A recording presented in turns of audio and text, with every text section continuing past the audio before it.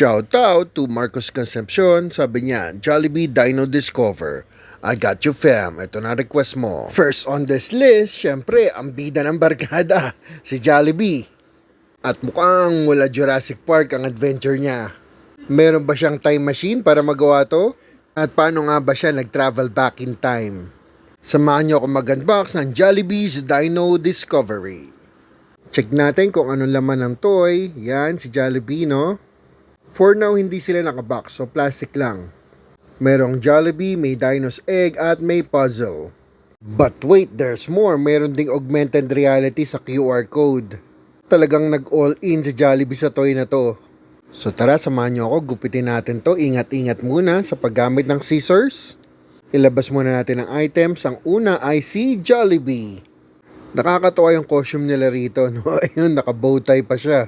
At ready na siya sa Jurassic Adventure niya. Dito may kasama siyang Dino Egg. Ano kayang type of dinosaur yung nasa loob na yan? Meron pang dahon sa baba, no? Nakasuot siya ng pants dito at leather shoes. Meron din siyang hunter's cap, no? At proud na proud siya sa discovery niya. Nakaposing pa siya rito, no?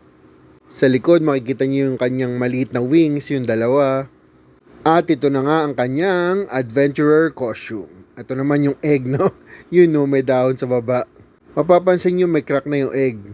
So ano kayang dinosaur yung mag-hatch dito? T-Rex kaya? O pterodactyl, no? At ito naman yung puzzle na bubuuin natin. Tara, samahan nyo ako.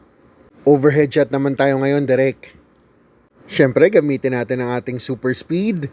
Medyo nakakalito yung puzzle, no? Pero ang technique dito, hanapin nyo may mga dinosaur at pagdikit-dikitin nyo. Yan, unti-unti na natin nabubuo. May clue ako sa inyo. Sa lower left yung QR code. Sa upper right naman yung Jollibee.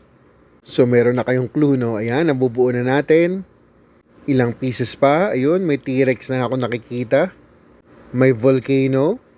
At voila! Kumpleto na natin ang dinosaur map. May Triceratops din pala, no? Ang ganda yung display nito kasama yung puzzle.